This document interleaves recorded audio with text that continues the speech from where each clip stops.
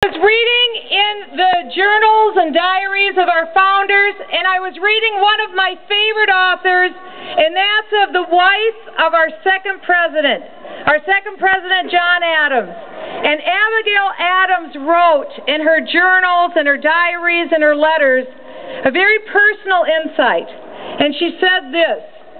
She said, after all we've done, after all that's happened, I wonder if generations unborn will ever know what was done for them. The sacrifice, the toil, the blood, the treasure, the heartache, what was spent to secure their liberty and their freedom. She knew that it was worth the cost. The founders knew that it was worth the cost. And think of where you stand. You literally stand with us on hallowed ground. This is hallowed ground of freedom.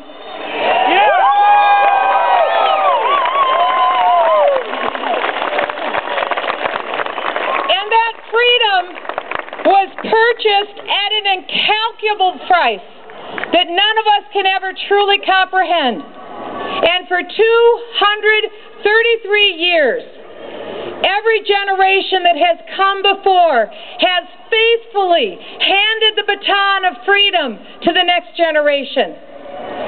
And so now we are that privileged generation, privileged to be here today, privileged as you stand here in place for other freedom-loving Americans all over the country today who would give anything to be where you are, who would give anything to stand here right now on this hallowed ground. But they are here. Can you feel them? Oh, yeah. I can feel them. Americans yearning to keep a country that will be free, that for the next 233 generations will go on not only to secure liberty for Americans, but also a place of refuge for those who know nothing but oppression across the world. America is that country for good and freedom and justice. That is America.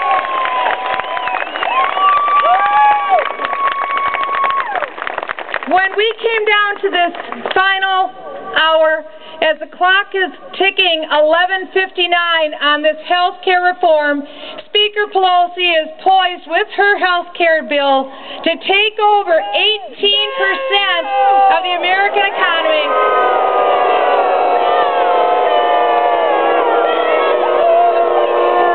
Oh, come on, don't hold back. Tell them how you really feel.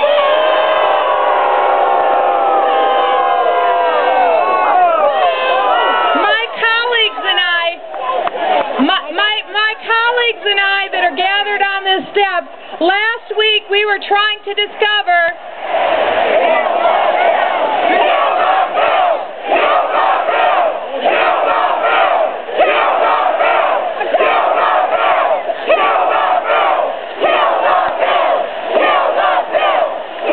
and that's exactly what you're going to tell them.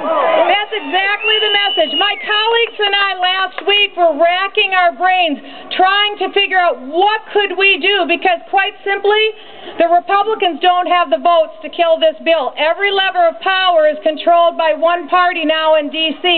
We tried to figure out what we could do. We knew that we were limited, but what we knew was unlimited was the voice of persuasion of the American people, and that's why you're here today, with your voice of persuasion.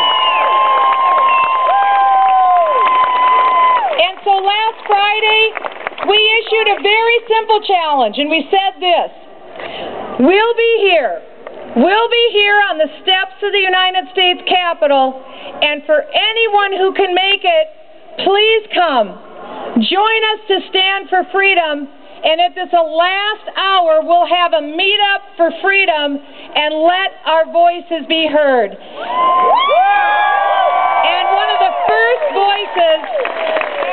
the very first voices to respond to that call came to my cell phone when I was at home in my living room in Minnesota last Saturday. And it was a true patriot.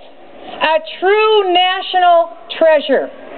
As a matter of fact, he starred in a movie called National Treasure. Would you please help me welcome Mr. Jon Voight?